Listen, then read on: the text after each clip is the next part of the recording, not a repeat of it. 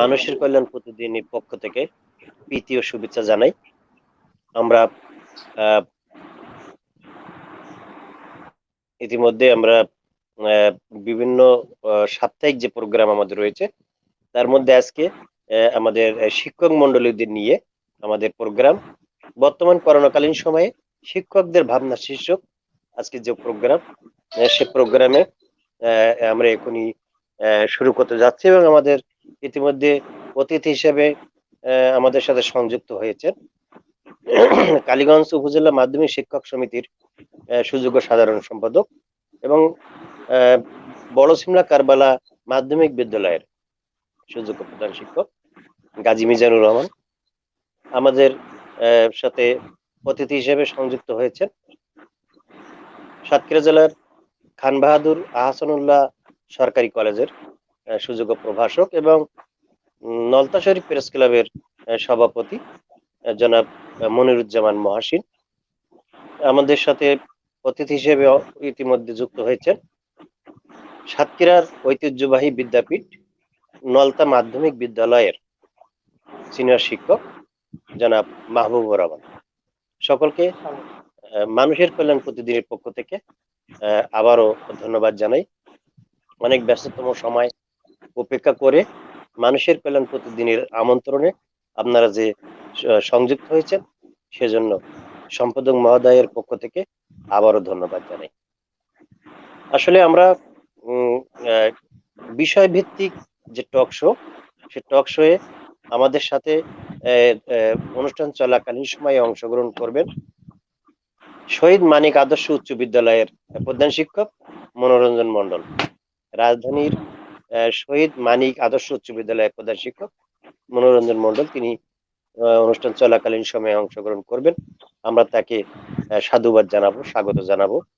ততক্ষণে আমরা প্রশ্ন পর্বে চলে যাব এবং বর্তমান সময়ে এক খুব যুগ উপযোগী এবং বাস্তবসম্মত একটি এজেন্ডা বর্তমান করোনাকালীন সময়ে শিক্ষকদের ভাবনা শীর্ষক এই প্রোগ্রামে আমি প্রথমে জানতে চাইব আমাদের নলতা মাধ্যমিক বিদ্যালয়ের সিনিয়র শিক্ষক এবং তিনি শুধু শিক্ষকতাই করেন না, অনেক কাজের সাথে জড়িত এবং অনেক ভালো অংশগ্রহণ করে থাকেন জনাব মাহবুবুর রহমান। আমি আপনার কাছে জানতে চাইব করোনাকালীন সময়ে শিক্ষার্থীদের পাঠদান সম্ভব হচ্ছে কিনা, যদি মানুষের কল্যাণ প্রতিদিনের এই অনুষ্ঠানে আপনি বলতেন। প্রথমে ধন্যবাদ জানাই আয়োজক কমিটি, বিশেষ করে মানুষের কল্যাণের প্রতিদিন যাদের আয়োজনে আজকের এই টক শো, বিশেষ টক অনুষ্ঠান। ধন্যবাদ জানাই কবি নেওয়াজ রাজকে যে আমাকে এই অনুষ্ঠানে আমন্ত্রণ জানানোর জন্য, আর আলোচক যাদের আছে তাদের শুভেচ্ছা জানিয়ে আমি বক্তব্য শুরু করছি। COVID-19 dismiss our regular activities as well as regular classes.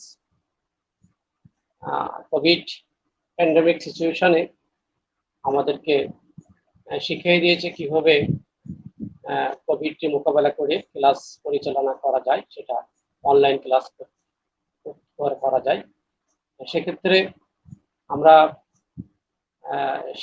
এই কোভিড সিচুয়েশনে অনলাইন ক্লাস পরিচালনার ক্ষেত্রে আমরা যে অসুবিধাটা করছি সেটা হলো যে বাচ্চাদেরকে আমরা তার ফিডব্যাক নিতে পারছি না, শুধুমাত্র আমরা ক্লাস নিয়ে যাচ্ছি। এই ক্লাসের যে ফ্রুটফুল হচ্ছে কি হচ্ছে না সেটার যে যাচাই, এটা আমরা খুব কমই পাচ্ছি, যার কারণে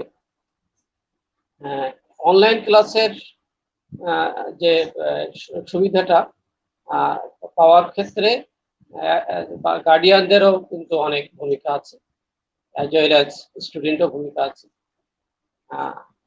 অনলাইন যে ক্লাসটা আমরা করছি সেটা কোনো স্টুডেন্ট বুঝতেছে কিনা, অ্যাজ ওয়েল অ্যাজ কোনো গার্ডিয়ান এটাকে তত্ত্বাবধান করছেন কিনা, এটাও কিন্তু দেখা দরকার।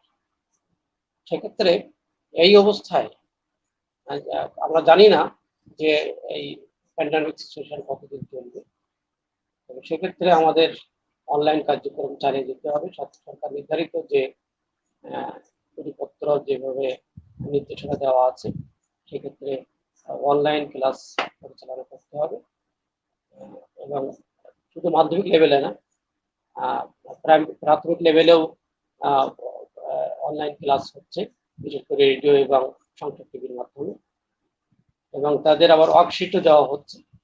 এটা হয়তো বা চলতে থাকবে।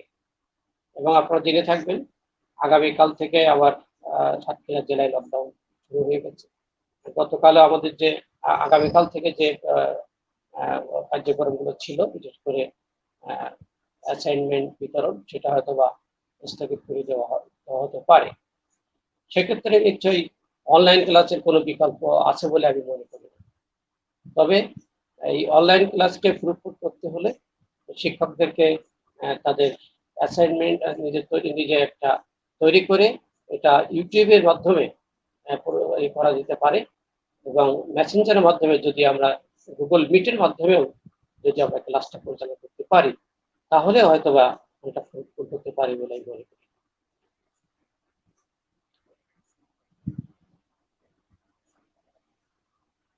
হ্যালো।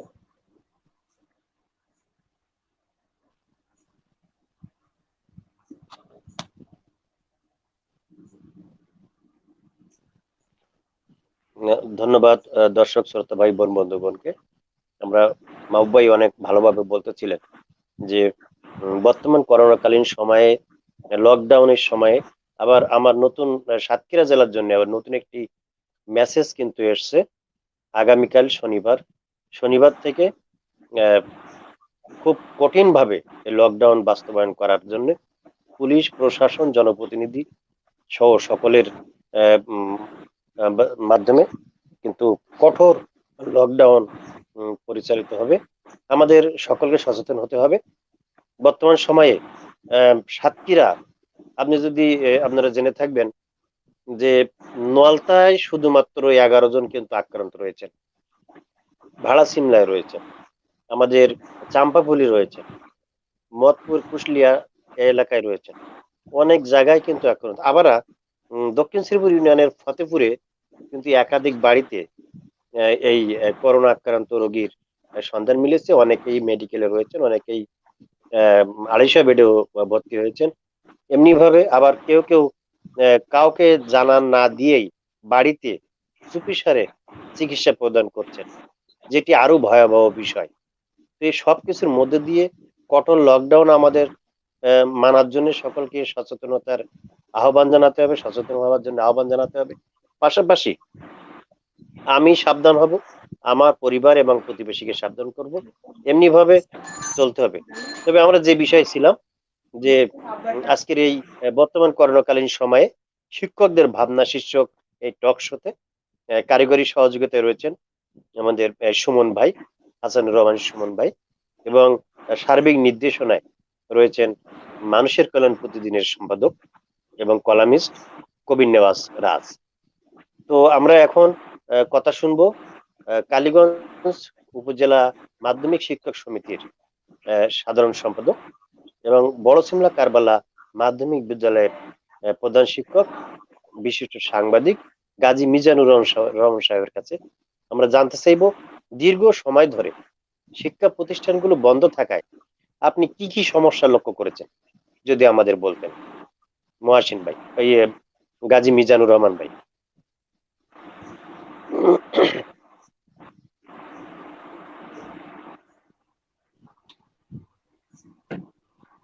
হাফিজুর রহমান শিমুল ভাইকে।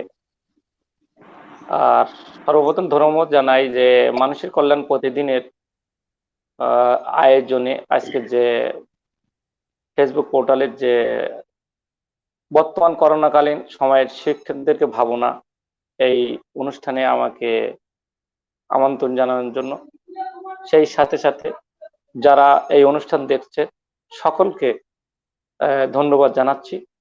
তো আমার কাছে জানতে চাওয়া হয়েছে যে আমাদের বর্তমান করোনা পরিস্থিতিতে যে শিক্ষা ব্যবস্থার যে অসুবিধাগুলো, একটা কথা হচ্ছে যে একটা জাতি আহ, নির্ভর করে শিক্ষার উপরে, একটা দেশ নির্ভর করে শিক্ষার উপরে। দেখা গেছে যে যে দেশের শিক্ষা ব্যবস্থা দুর্বল, সে দেশ অনুন্নত, ডেভেলপ হতে পারে না। তো আদিকাল থেকে আমরা দেখে আসছি যে যেখানে শিক্ষা নেই সেখানে সেই আদিমকালের মতো মানুষেরা বসবাস করছে। কিন্তু শিক্ষা ছাড়া কোনো দেশ, কোনো জাতি উন্নয়ন হতে পারে না। সেক্ষেত্রে বর্তমান বৈশ্বিক করোনা পরিস্থিতিতে বাংলাদেশ সহ বিশ্বের সকল দেশ শিক্ষা ব্যবস্থায় অত্যন্ত ক্ষতিগ্রস্ত। বিশেষ করে আমরা যে শিক্ষক, আমরা কিছুটা উপলব্ধি করি যে এই ছাত্রছাত্রীরা তাদের শিক্ষা থেকে বঞ্চিত হচ্ছে, তাদের নৈতিক শিক্ষা থেকে বঞ্চিত হচ্ছে। বিশেষ করে এই 1 বছর প্রায় 3 মাস তারা যে শিক্ষা থেকে বঞ্চিত হচ্ছে, এটাকে ওভারকাম কবে হবে, কবে যে শিক্ষা প্রতিষ্ঠান খুলবে, কবে যে আমরা স্বাভাবিক অবস্থায় ফিরে আসবো, এটা সম্ভব না।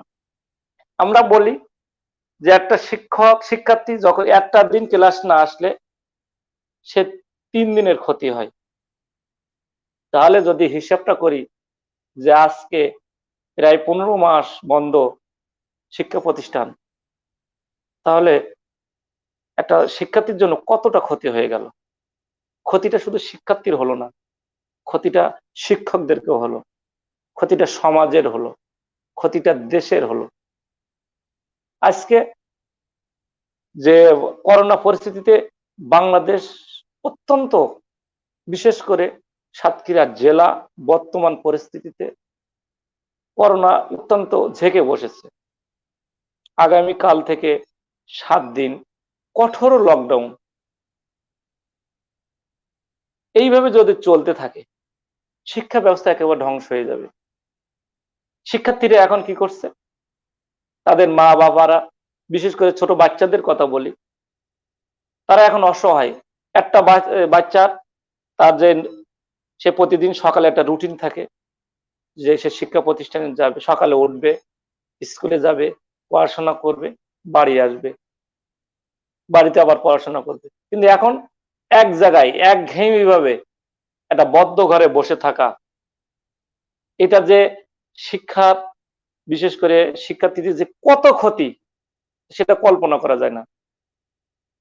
সুতরাং করোনা পরিস্থিতিতে যদি দ্রুত নিরসন না হয়, শিক্ষা ব্যবস্থা যদি আবার দ্রুত চালু না হয়, তাহলে দেশ ধ্বংস হবে, জাতি ধ্বংস হবে, শিক্ষা ব্যবস্থা ভেঙে যাবে। আমরা কোথায় যে যাব এটা আমরা কল্পনা করতে পারি না। আর বিশেষ করে যারা উঠতি বয়সী, বিশেষ করে যারা 8, 9, 10-এ যেসব বাচ্চারা পড়াশোনা করে, তারা এখন মা বাবার কন্ট্রোল রাখতে পারছে না। তাদের এখন কি বলা যায়, বিভিন্ন মোবাইলে আসক্ত হয়ে পড়েছে। তাদের যে অবস্থা আরো করুণ। সুতরাং শিক্ষা ব্যবস্থা, শিক্ষা প্রতিষ্ঠান বন্ধ থাকলে অত্যন্ত ক্ষতিকর। আর একটা কথা হচ্ছে, আমরা চাই সুন্দর একটা দেশ, সুন্দর একটা জাতি, আমরা সুন্দর একটা পৃথিবী চাই। আর সুন্দর পৃথিবী চাইতে হলে শিক্ষা ব্যবস্থা কোনো বিকল্প নাই। সুতরাং আমাদের এই শিক্ষা ব্যবস্থা না হওয়ার কারণে আমাদের শিক্ষার মান ক্ষতিগ্রস্ত হচ্ছে, নৈতিক শিক্ষায় অবক্ষয় হচ্ছে, জাতি ধ্বংস হচ্ছে। সুতরাং আমরা চাইবো আমরা আবার সেই শিক্ষা প্রতিষ্ঠানে ফিরে যাই, আবার আমাদের ছেলে মেয়েরা তাদেরকে শিক্ষায় ফিরে আসুক, তাদেরকে আবার উজ্জীবিত হোক, আবার তাদের মন মানসিকতাও ফিরে আসুক। আর শিক্ষা ব্যবস্থা বিশেষ করে যে কথাটা আমি একটু আগেও বলছি, যে বাচ্চারা যে শিক্ষা থেকে যেটা বঞ্চিত, এটা তাদের মানসিক একটা চাপ, একঘেয়েমি চাপ, এইটাকে তারা সহ্য করতে পারছে না। এইভাবে যদি চলতে থাকে তারা তো বদ্ধ হয়ে যাবে, তারা তো লেখাপড়া আবার ফেরানো সম্ভব না। তো আল্লাহর কাছে সর্বোপরি কামনা করি যে এই কোভিড পরিস্থিতি আমাদেরকে রক্ষা করুক। আমাদের সরকারের কথা বলি, সরকার তো চেষ্টা করছে স্কুল প্রতিষ্ঠান খোলার, বারবার চেষ্টা করছে কিন্তু পাচ্ছে না। সেই যেই শিক্ষা প্রতিষ্ঠান খুলে দেওয়ার পরিকল্পনা করা হয় সেই করোনা আবার ঝেঁকে বসে। সুতরাং এটা সরকার বা কি করবে? সুতরাং আমাদেরকে সকলেই সচেতন হতে হবে, আর সচেতন পারে এই করোনা থেকে মুক্তি। আর যখন করোনা থেকে আমরা মুক্তি না পাবো ততক্ষণ আমরা শিক্ষা ব্যবস্থাটা ফিরে পাবো না। সুতরাং এক কথায় বলতে গেলে শিক্ষা ধ্বংসের পথে, যদি করোনা যদি আমরা রোধ করতে না পারি। তো ধন্যবাদ সকলকে।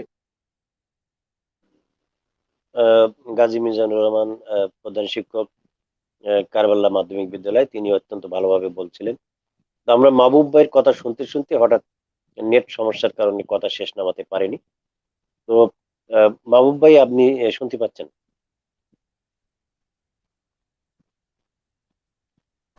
হ্যাঁ, শুনতে পাচ্ছি। হ্যাঁ, ধন্যবাদ। হ্যাঁ, শুনুন, মানুষের কল্যাণ শুনতে পাচ্ছি। প্রতিদিনের যে আয়োজন, এই আয়োজনটি সমসাময়িক এবং অত্যন্ত তাৎপর্যপূর্ণ একটি আয়োজন। তো এই আয়োজনে আমাদের যে উপস্থাপন, সেই উপস্থাপনটা যেন জনসচেতনতায় কাজে আসে, শিক্ষার্থীদের যেন অন্তত বিবেক জাগ্রত হয়।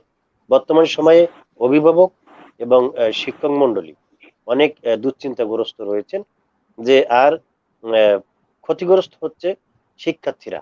তারা অভিভাবকদের যথাযথ নির্দেশনা মানছেন না, আবার শিক্ষক মন্ডলী সেইভাবে কন্ট্রোল করতে পারছেন না। সব মিলে কেমন একটা যেন দুর্বিষহ সময় অতিবাহিত করছি আমরা। আমার সন্তান স্বাভাবিক রুটিনে একটা সময় স্কুল এবং প্রাইভেট সহ একটা রুটিন মাফিক কিন্তু চলতো। বর্তমান সময়ে সেই করোনার কালীন সময়ের সেই রুটিন কিন্তু নাই। তারা বেপরোয়া হয়ে যাচ্ছে। ইন্টারনেট ভিত্তিক যে গেমগুলো রয়েছে সেখানে আসক্ত হচ্ছে। ইউটিউবে নানান রকম দৃশ্যে তাদেরকে আটকে রাখছে। আমরা যেটা দেখছি, ইতিমধ্যে অনেক অভিভাবকের মধ্যে শিক্ষা সন্তানদের সাথে অন্তত এইটা বিষয়টা নিয়ে যে মোবাইল তুই ব্যবহার করিস না, স্কুলের সময়টা শুধু অনলাইন ক্লাসের সময় মোবাইলটা ব্যবহার করিস, এইসব পিড়াপিড়ি করতে হচ্ছে তার সন্তানকে ফিরিয়ে আনার জন্য। এমন দৃশ্য কিন্তু আমরা অকপটে দেখেই চলেছি, এবং সেক্ষেত্রে ভাবাবেগ এসে যাচ্ছে অভিভাবকদের, এবং তার সন্তানের ভবিষ্যৎ নিয়ে কিন্তু এখন দুশ্চিন্তাগ্রস্ত। এই পর্যায়ে মাহবুব ভাই আমাদের বলবেন যে এই এই এই থেকে এই করোনাকালীন সময়ে বা লকডাউন দীর্ঘ হতে পারে, করোনা আরো জেঁকে বসতে পারে, সবকিছুর মধ্যে আপনি আমাদেরকে কেমন ভাবে এইটা উত্তরণ ঘটানো যায় যদি বলতেন মাহবুব ভাই। ধন্যবাদ শিমুল ভাইকে। আরো ধন্যবাদ জানাই মানুষের কল্যাণে প্রতিদিন সম্পদ। ভরচলা কারবালার হেড স্যার যে কথা বলছিলেন যে করোনাকালীন সময়ে বিশেষ করে স্টুডেন্টরা তারা মনস্তাত্ত্বিক যে একটা চাপের মধ্যে আছে, তাদের মধ্যে একঘেয়েমি বিরাজ করছে। তাদের একটা রুটিন ছিল, সকালে উঠবে, পড়া তৈরি করবে, স্কুলে যাবে, বাসায় আসবে, খেলা করবে। এইটা যে একটা রুটিন, এই রুটিনটা তারা এখন বাধাগ্রস্ত হচ্ছে। তাদের সকালে সেই ওটা হচ্ছে না। যারা উঠতো সকাল 6টায় এখন ওঠে সকাল 8টায়, এবং তারা উঠেই কি করে, ওই অনলাইন ক্লাসের নাম করে মোবাইলটা নেয়, তারপর ফ্রি ফায়ার, পাবজি, এই বিভিন্ন গেমে আসক্ত হয়ে যাচ্ছে। এটা যে কত খারাপের দিকে যাচ্ছে, একটা প্রজন্ম যে কিভাবে ধ্বংসের দিকে যাচ্ছে সেটা আসলে কল্পনা করাই যায়। এক্ষেত্রে আমি বলবো যে গার্ডিয়ানদের সচেতন হতে হবে, আর বাচ্চাদেরকে তাদের পড়ালেখামুখী করতে হবে। সেক্ষেত্রে তাদের বিভিন্ন কাজে ইনভলভ করতে হবে, হয় অনলাইন ক্লাস, সেই ক্ষেত্রে অনলাইন ক্লাসের মধ্যে তার গার্ডিয়ান থাকতে হবে যে হ্যাঁ কোন ক্লাসটা হচ্ছে, সেই ক্লাসের ফিডব্যাকটা কি, এই ক্লাসটাকে কিভাবে ফ্রুটফুল করা যায়। যদি এটা করতে পারি তাহলে হয়তোবা এই নতুন প্রজন্মে যারা আগামী দিনের ভবিষ্যৎ বলিয়া বলি আমরা স্টুডেন্টরা, এই 15 মাস যে কিভাবে কেটে যাচ্ছে, আরো যে কত মাস যে যাবে আমরা হয়তো অনিশ্চিত। সেক্ষেত্রে অবশ্যই আমাদের এই অনলাইনে ক্লাসের উপর জোর দিতে হবে এবং এই ফ্রি ফায়ার, পাবজি এই খেলা থেকে তাদেরকে বিরত করতে হবে। তাদেরকে হয়তোবা মাঝে মধ্যে পারিবারিক বন্ধনে তাদেরকে খেলাধুলা করতে হবে, তাদের নিয়ে একটু বিনোদন দিতে হবে। তাহলে তারা হয়তোবা ওইটা অনলাইন গেম থেকে ফিরে আসতে পারে, লেখাপড়া মনোযোগ দিতে পারে। আমি মনে করি।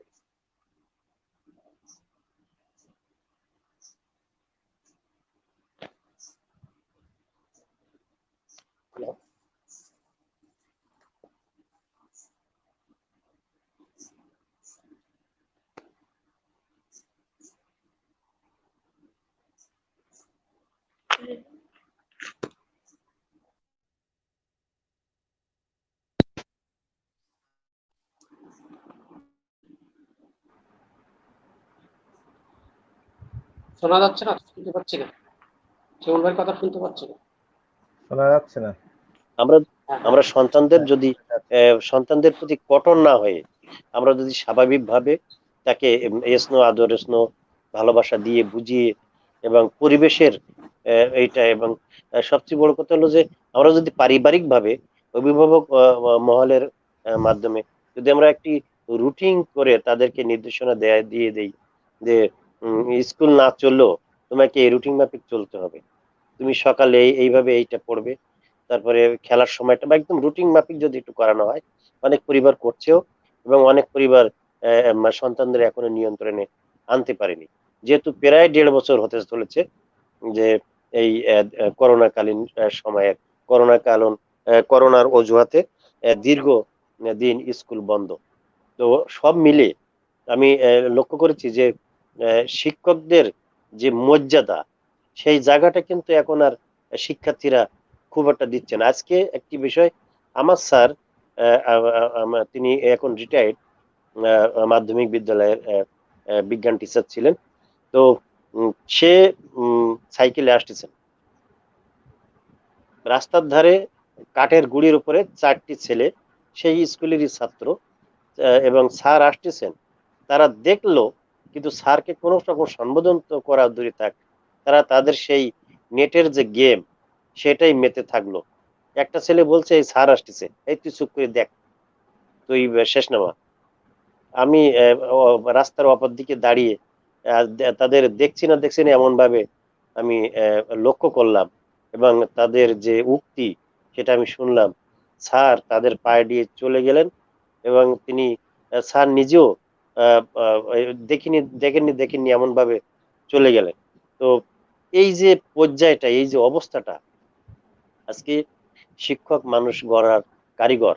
শিক্ষকদের একটা সময় খুব সম্মানের আসরে কিন্তু আমরা বসিয়েছিলাম এবং আমরা দূর থেকে দেখলে সাইকেল থেকে নেমে স্যারকে সালাম দিয়ে সম্বোধন জানিয়ে সম্মান শ্রদ্ধা জানিয়ে আমরা সেই জায়গাটি প্রস্থান করতাম।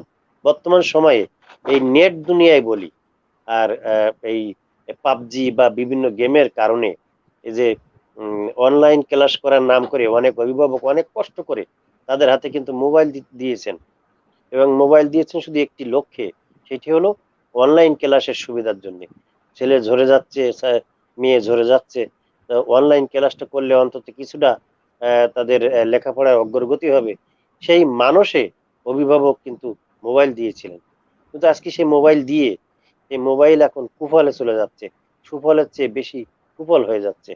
তো এই পর্যায়ে আমাদের আহ সাতক্ষীরার ঐতিহ্যবাহী শিক্ষা প্রতিষ্ঠান খান বাহাদুর আহসানুল্লাহ সরকারি কলেজের সিনিয়র প্রভাষক এবং বিশিষ্ট সাংবাদিক, নলতাশারী প্রেস ক্লাবের সভাপতি, আমি মহোদয়ের কাছে জানতে চাইব যে মাধ্যমিক ও উচ্চ মাধ্যমিকের শিক্ষার্থীরা ব্যাপক ক্ষতির সম্মুখীন হচ্ছেন, এটা থেকে উত্তরণের আপনি কি ভাবছেন? যদি মানুষের কল্যাণ প্রতিদিনের এই টকশোর মাধ্যমে আমাদের জানাতেন। ধন্যবাদ মানুষের কল্যাণে প্রতিদিন পত্রিকার কর্তৃপক্ষ এবং আজকের এই অনুষ্ঠানের ওই পত্রিকার প্রতিনিধি সঞ্চালক সহ সংশ্লিষ্ট যারা আছেন সকলকে।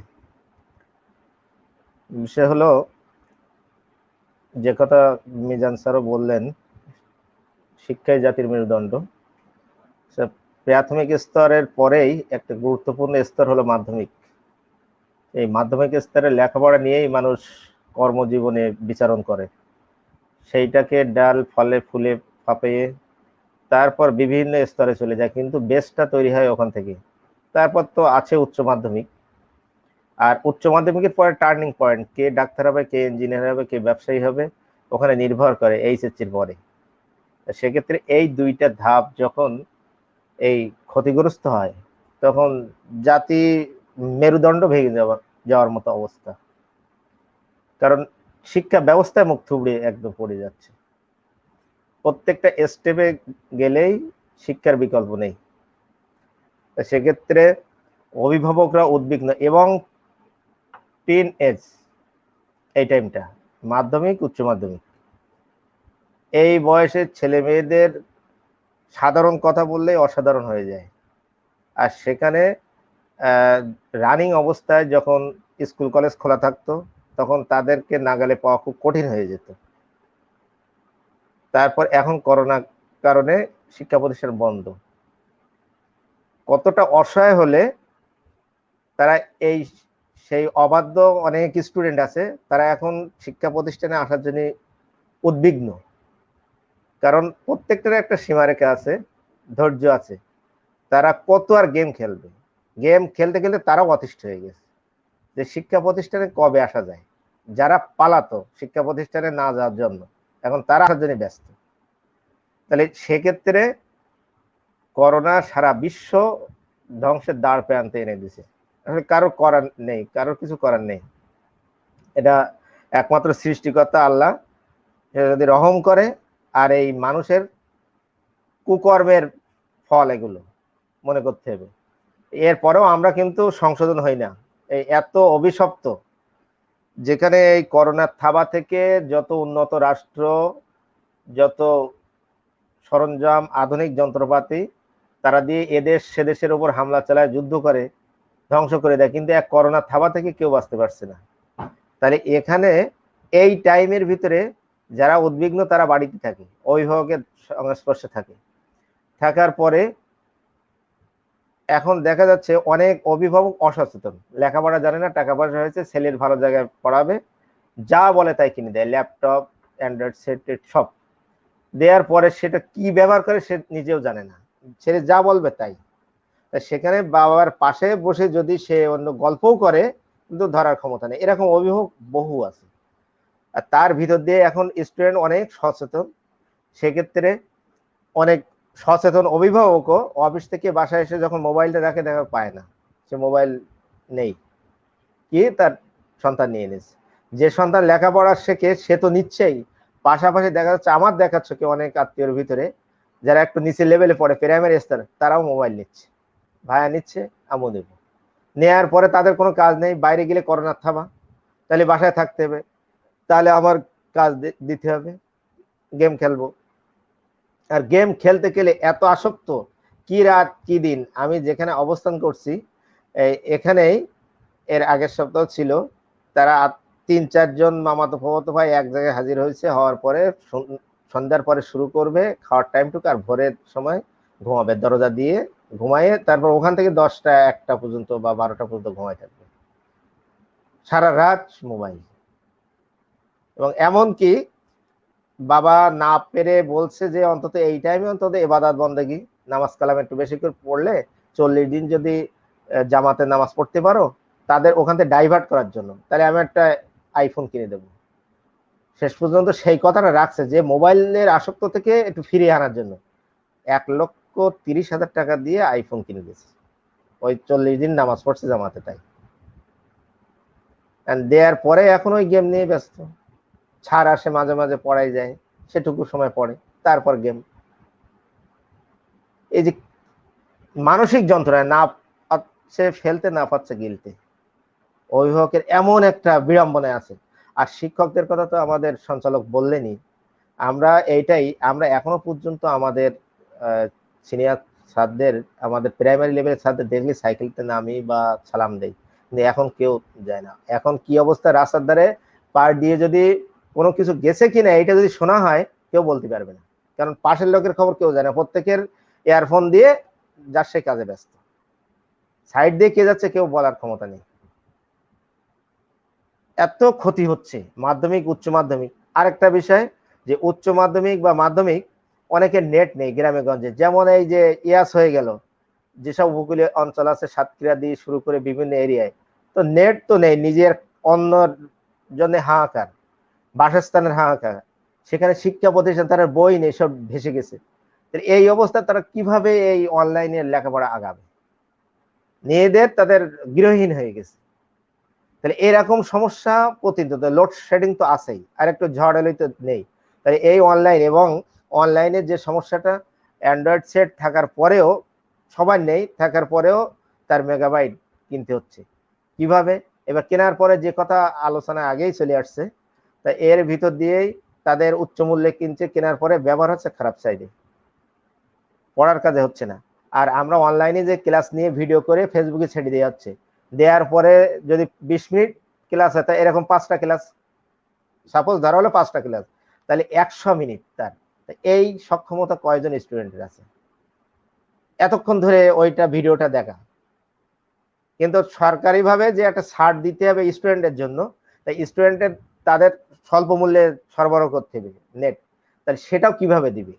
সেই স্টুডেন্টরাই তাদের আইডি কার্ড দেখিয়ে তাদের নেট নিল, নেওয়ার পরও সেইটা যদি অসৎ ব্যবহার করে, অপব্যবহার করে, তাহলে সেটাও কিভাবে এর সমাধান আসবে? এইভাবে ক্ষতির দিকে ধাবিত হচ্ছে। তারপরে আরেকটা বিষয় হলো অটো পাস। এর ভিতর দিয়েই সমস্যা হচ্ছে অটো পাস। যে শিক্ষার্থীর প্রথম ধাপ হলো এখন সমাপনী, প্রাথমিক স্তরের সেই সমাপনীর সেই ধাপটাই অনেক আশা করে আছে যে আমি ফাইনাল পরীক্ষা দেবো, বৃত্তি পাবো, উচ্চ ক্লাসে উঠবো, তার পরীক্ষা নেই, অটো 6-এ, আর যারা 6-এ ছিল 8-এ। তা এই যে ইম্পর্টেন্ট ক্লাসগুলো তারা মিস করে যাচ্ছে, তার যে গ্যাপটা, এই গ্যাপটা পোষায় ওঠা খুব কঠিন। তার মানে সার্টিফিকেট পাবে কিন্তু তার ভিতর জ্ঞান শূন্য থেকে যাবে, তাদের আদব কায়দা থাকবে না, তাদের ভিতরে লেখাপড়ার অনেক ঘাটতি থেকে যাবে। তাহলে এই দিয়ে তারা ভবিষ্যতে কিভাবে পথ চলবে? এবার প্রত্যেকটা ধাপে ক্ষতিগ্রস্ত হচ্ছে। তবে মহসিন ভাই, অ্যাসাইনমেন্টের যে সিস্টেমটা আছে এইটা অবশ্য ভালো, যে অনার্স মাস্টার লেভেলে অ্যাসাইনমেন্ট সিস্টেমটা ছিল, কিন্তু এই নিচের লেভেলে এসে এই ব্যবহারটা ছিল না। তা করোনার কারণে অনলাইনে যেহেতু না পারলেও অ্যাসাইনমেন্ট সিস্টেম তাদের একটা নির্দিষ্ট প্রশ্ন দিয়ে, একটা নির্দিষ্ট ডেট দিয়ে, আবার প্রশ্ন দিয়ে পরীক্ষা নিয়ে আবার জমা নিচ্ছে, যেটা অনার্স মাস্টারে ছিল। এটা এই ছেলেমেয়েরা এই ব্যবহারটা এখন তো শিখছে, যে কিভাবে অ্যাসাইনমেন্ট লিখতে হয়, কিভাবে জমা দিতে হয়। তারপরে করোনাকালীন তথ্য প্রযুক্তির ব্যবহারটা অনেক বাড়ছে, অনেক শিক্ষকও আমরা অনেকেই জানতাম না, আমাদের ভিতরে আছি, যে এটা কিভাবে পরিচালনা করতে হয়। তাই এই বিষয়ে তাদের ট্রেনিং হচ্ছে, দক্ষতা অর্জন করছে, সেই অনুযায়ী কিছুটা জুম মিটিং কিভাবে করা লাগে, অনলাইনে কিভাবে এইটা ভিডিও করে দিতে হবে, এইভাবে কিভাবে ক্লাস নিতে হবে, অনেক ব্যবহার বাড়ছে। সরকার যে ডিজিটাল বাংলাদেশ, সেইটা সার্থকতায় এই করোনাকালীন সময় কিছুটা হলেও অন্তত সার্থক হয়েছে, এই দিক দিয়ে পুষিয়ে গেছে কিছুটা অনলাইনে তথ্য প্রযুক্তির সাইডটা। মহসিন ভাই চমৎকার ভাবে বলছিলেন। তারপরেও কিন্তু একটা ইয়ে থেকে যায় যে করোনাকালীন সময়ে আইটিতে ধারণা নিচ্ছে বা কম্পিউটার পরিচালনার ক্ষেত্রে মোবাইল বা ল্যাপটপ ব্যবহারের তার পারদর্শী হচ্ছে, কিন্তু এটা কতটুকু কত সংখ্যক হতে পারে, সেটা খুব বেশি খুব সংখ্যক বেশি হবে না। বলে আমি মনে করি না। আর তারপরেও বলি, খুব বেশি সংখ্যক হবে বলে মনে করি না। তারপরে বলে ধরেন একটা ট্রেনিং গ্রহণ করলো, একজন শিক্ষক বা স্টুডেন্টের পাঠানো হলো 100 জনের, 100 জনের ভিতরে খুব ভালো করে ট্রেনিং দেয়া হলো, দেওয়ার পরে সে ধারণ করলো 60%। এবার তার যখন আউটপুট দেবে স্টুডেন্টের ভিতরে, ওখান থেকে আবার ঝরে যাবে, সে আবার প্র্যাকটিস করবে না, সে যদি প্র্যাকটিসের ভিতর না থাকে আবার কিছুটা ভুলে যাবে। তখন এই টোটাল যে ট্রেনিং গ্রহণ করার পরের থেকে স্টুডেন্টের ভিতরে এইটা বিলিয়ে দিতে গেলে দেখা যাচ্ছে 30 বা 40% তারা পাচ্ছে। তারাও আবার কতটা ক্যাচ করবে সেই স্টুডেন্ট গুলো, কত পার্সেন্ট, সেটাও একটা বিষয়। এইভাবে আসলে এই উপায় না পেয়ে, নিদানের বড়ি সেরকম একটা অবস্থা, উপায় না পেয়ে কিছু একটা করা লাগবে, সেটার একেবারে জিরো হওয়ার চাইতে। তারপরও এখন কি করছে, করোনাকালীন সময়ে প্রথম দিকে দেখতাম সব স্টাফ ছিল, এখন অনেক সচেতন অভিভাবক বা প্রত্যেকটা শিক্ষা প্রতিষ্ঠান ম্যাক্সিমাম চেষ্টা করছে, বিশেষ করে বেসরকারি শিক্ষা প্রতিষ্ঠান কেজি স্কুল যারা মানসম্মত ছিল তারা ধ্বংসের দ্বার প্রান্তে আনতে, তারা সরকার কোনো ভর্তুকি দেন না, এই স্টুডেন্টের টিউশন ফিস নিয়ে তাদের ভরণ পোষণ এখানে ধরা খেয়ে যাচ্ছে, মানসম্মত প্রতিষ্ঠান ধ্বংসের দ্বার প্রান্তে এরকম। তখন এই অ্যাসাইনমেন্ট দিচ্ছে, তারপর ব্যাচ করে পড়াচ্ছে, তারা স্টুডেন্টরা ব্যাচ করে করে কিন্তু এখন সবাই যারা সচেতন অভিভাবক তারা এগিয়ে নিচ্ছে তাদের লেখাপড়া, সন্তানদের লেখাপড়াগুলো কিছুটা কভার দেওয়ার চেষ্টা করছে। হ্যাঁ, মহসিন ভাই খুব ভালোভাবে বলছিলেন। আসলে এটা এটা এটা গেল একটা দিক। আরেকটা দিক হলো যে যে এমপি ভুক্তর বাইরে অসংখ্য শিক্ষা প্রতিষ্ঠান রয়েছে, আমাদের জেলার মধ্যে রয়েছে, আমাদের উপজেলার মধ্যে রয়েছে। এই শিক্ষা প্রতিষ্ঠানের শিক্ষক মন্ডলী এবং ওই প্রতিষ্ঠানের স্টাফ যারা, তারা কিন্তু একটা মানবতার জীবনযাপন মানবতার করছে। তারা মানবতার ডাইভার্ট হয়ে জীবনযাপন গেছে, করছে। তারা অনেক কর্মের দিকে তারা ডাইভার্ট হয়ে গেছে, তারা পারছে না পরের বাড়ির কাজ খেতে করতে, কাজ করতে। পারছে না মানে আয়ক্ষমের একটি পরিবেশ তৈরি করতে। তারা যে কঠিন একটা অমানবিক ভাবে দিনাতিপাত করছেন। তো সব মিলে করোনা চলতে থাকবে। করোনার যে বিশেষ করে আমাদের প্রতিবেশী রাষ্ট্র ভারত, সেখানে কিন্তু করোনার ছবলটা আরো বেশি। তারপরেও সেখানে অনলাইন সিস্টেম, এমনকি আমাদের গত প্রোগ্রামে আমাদের একজন শিক্ষিকা ছিলেন নন্দিতা, তিনি এই পৃথকভাবে আজকে যদি ক্লাস 6 এর ক্লাস হয়, আগামীকালকে ক্লাস 7 এর ক্লাস হচ্ছে, এবং সেখানে স্বাস্থ্যবিধি মেনে, সামাজিক দূরত্ব মেনে সেখানে কিন্তু পাঠদান হচ্ছে। সেখানে এটা কিন্তু চলছে আমাদের পশ্চিমবঙ্গে, বা অনেক দূরে না, আমাদের পশ্চিমবঙ্গে চলছে। তো এমনটা যদি করা যায়, সেক্ষেত্রে ওই যে এমপি ভুক্তের বাইরে যে সকল শিক্ষা প্রতিষ্ঠান রয়েছে তারা স্বাভাবিকভাবে চলতে পারবে, এবং সামাজিক দূরত্ব স্বাস্থ্যবিধি মেনে যদি শিক্ষা প্রতিষ্ঠান, সব শিক্ষা প্রতিষ্ঠানগুলো এমনি ভাবে পরিচালনা করা যায়, সেক্ষেত্রে যে এই এখানে একটুখানি যুক্ত ছড়িয়ে পড়ার করি, এখানে ওই কথা চলাকালীন বিষয় হলো যে এমপি ভুক্ত যারা হতে পারেননি এরকম, যেমন জ্বলন্ত প্রমাণ কালীগঞ্জ উপজেলায় আছেন কাজী আলাউদ্দিন কাজী, আমারই ফ্রেন্ড, একসাথে নলতা স্কুলে পড়তাম, আত্মহত্যা করছে বাবলু শেয়ারাতে। হ্যাঁ, এখানে দীর্ঘ 15 বছর রাষ্ট্রবিজ্ঞানের টিচার, 15 বছর, তার 2টা বাচ্চা আছে, 7 একটা 9 একটা সম্ভবত পড়ে নলতা গার্লসে। তা না পেয়ে মানবতার জীবনযাপন করতে করতে অতিষ্ঠ হয়ে আত্মহত্যা করলো, জীবন দিল, এরকম তো আছেই। এটা এটা খুব একটা মহসিন ভাই, এর মাঝখানে আমি আমি একটা কথা বলি, যে একটু অ্যাড করি। দেখেন বর্তমান যে করোনা পরিস্থিতিতে যে বিষয়টা বেশি লক্ষ্য করা গেছে, যারা ধনী তাদের কোনো সমস্যা হচ্ছে না, যারা আবার নিম্ন শ্রেণীর গরিব তাদের কিন্তু আবার সমস্যা হচ্ছে না, তারা কিন্তু ঠিক মতো নিম্ন শ্রেণী তারা কাজ করছে, সবকিছু করছে। ওই ভুক্তভোগী হচ্ছে এখন মধ্যবিত্ত। এই এই মধ্যবিত্ত যে, হ্যাঁ, বিশেষ করে সব সময়ের জন্য, কিন্তু এই সময়ের জন্য আরো বেশি। যে সময় যে কথাটা বলছিলেন, যে এই যে মধ্যবিত্তের এরা না যাইতে পারছে কাজ করতে, আর তাদের ধনী তো তাদের নাই, তাদের সেই সামর্থ্য নাই, এরা কারো কাছে চাইতেও পারছে না, কিছু করতেও পারতেছে না, যার ফলে এদের অবস্থাটা অত্যন্ত শোচনীয় হয়ে পড়ছে। আর আরেকটা কথা বলি, যে তো কথার মাঝখানে বলি, যে যে অ্যাসাইনমেন্টের কথাটা, মহসিন ভাই আপনি যে কথাটা বললেন, আসলে দেখেন, আমি আমার স্কুল দিয়ে বলি বা আমি ওভারঅল বলি, আমরা একটা গভর্নমেন্ট একটা অ্যাসাইনমেন্ট দিচ্ছে, অ্যাসাইনমেন্টের শব্দ অর্থ হচ্ছে নির্দেশিত নির্ধারিত কাজ। একটা নির্ধারিত কাজ আমরা দিচ্ছি, একটা বাচ্চা সেটাকে বাড়ি থেকে বসে সেটাকে প্রশ্ন তৈরি করে উত্তর তৈরি করে লিখে নিয়ে আসবে, এইটা হচ্ছে প্রকৃত ভিউ। কিন্তু এই যে মোবাইলের কথা বলি, মোবাইলে সব উত্তর পাওয়া যাচ্ছে, কোনো বাচ্চা কোনো চেষ্টা করছে না যে এর উত্তরটা কি, এর উত্তরটা কি ডাইরেক্ট মোবাইল নিচ্ছে, মোবাইল নিয়ে মোবাইলে ওই প্রশ্নের উত্তর হুবহু আছে, ওই লিখে নিয়ে চলে আসছে। অ্যাসাইনমেন্টের যে প্রকৃতটা আমার মনে হয় 90% কোনো কার্যকর হচ্ছে না। আর একটা কথা হচ্ছে যে মহসিন ভাই একটা কথা বললেন, যে বিশেষ করে যে করোনাকালীন কিছু আমাদের শিক্ষা হয়েছে, সে কত পার্সেন্ট, যে একটা হয়েছে কি, এটা বুড়ির গল্পের মতো, যে কাদায় দিয়ে হেঁটে যাচ্ছিল, হঠাৎ করে পড়ে গেছে, তা বললো বসে যখন পড়েছি তো একটু তামাক করে খেয়ে নি। তা আমাদের অবস্থা হচ্ছে করোনাকালীন আমরা তো বিপদে পড়ছি, তা কিছুটা অন্তত একটু হোক।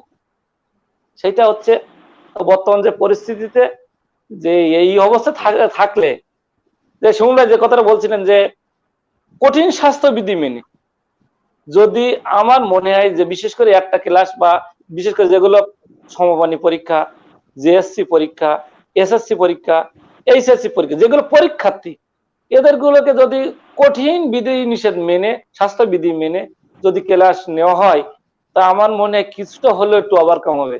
তা নাহলে কিন্তু জাতি ধ্বংসের পথে আমরা কিন্তু মিজান দেখতে স্যারের পাচ্ছি। সাথে সেটাই। মিজান স্যারের সাথে আমারও একমত। একটা আলোচনায় আমি শুনছিলাম এইটাই, ধরেন আমার কলেজে 2,500 স্টুডেন্ট, তা 2,500 যারা কখনো ক্লাস করতো না তাদের যদি এখন ওপেন করে দেয় সরকার, দেওয়ার সাথে সাথে সে ব্যক্তি বাড়িতে খাওয়া হোক আর না হোক কলেজে হাজির হবে, এমন কলেজে একটা হাজির পরিস্থিতি তৈরি হয়েছে দীর্ঘদিন বন্ধের কারণে।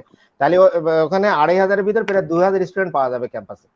তা 2,000 স্টুডেন্ট যখন থাকবে, ওই স্বাস্থ্যবিধির আর বালাই থাকবে না। বালাই থাকবে আর না। দীর্ঘদিন পর বন্ধুর আবেগ ঠেলে উঠবে, তখন করোনা কোথায় করোনা, যে পরে যায় হবে,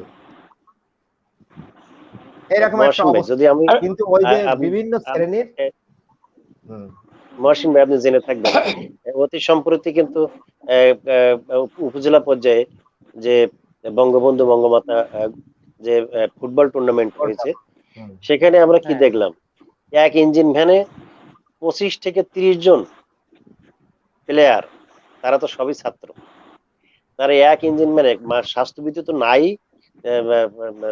এবং এটা মুখে আইওয়াক্স, মাস্ক, কোনো এটা কাগজে কোনো কলমে, কিছুই নাই, কাগজে কলমে, কোনো কাগজে কলমে কোনো একটু কিছুই দেখেন। নাই।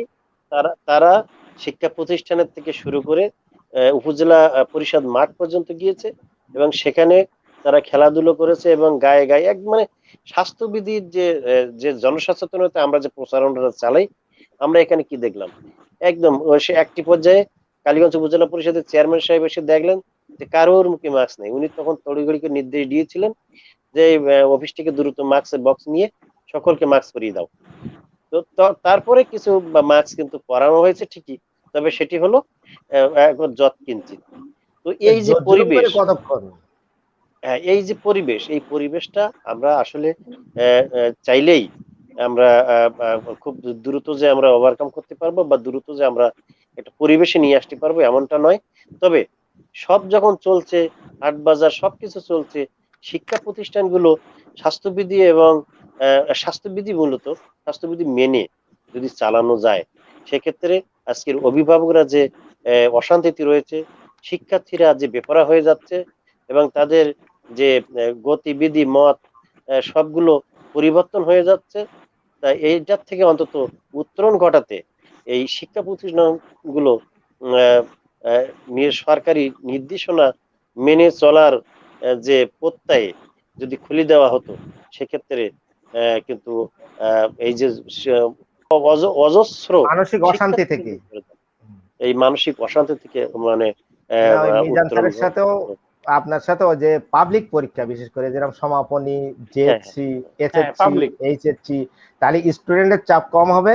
ওই এবং বাই রোটেশনে টাইমে যে সব ক্লাসের তা না, ঠিক সিলিং করে যে অমুক দিন অমুক ক্লাসের, অমুক দিন অমুক ক্লাসের, এই করে করে যদি কিছু কিছু তাহলে একটু আসা যাওয়া করলে, আর ওই যে সরকার বললো যে শিক্ষার্থীদের টিকা দিয়ে তারপর দিলেও সেটা দ্রুত ব্যবস্থা নিতে হবে, শুধু দিতে হবে এই দিতে হবে না, বাস্তবায়ন করলে এইটা মনে হয় ফলদায়ক হবে। কিন্তু সব ক্লাস একসাথে ছেড়ে দিলে ওই সরকার যেটা বলছে এটা কিন্তু প্রাইমারির কথা বলি না, কিন্তু বিশ্ববিদ্যালয়ের কথা বলছে।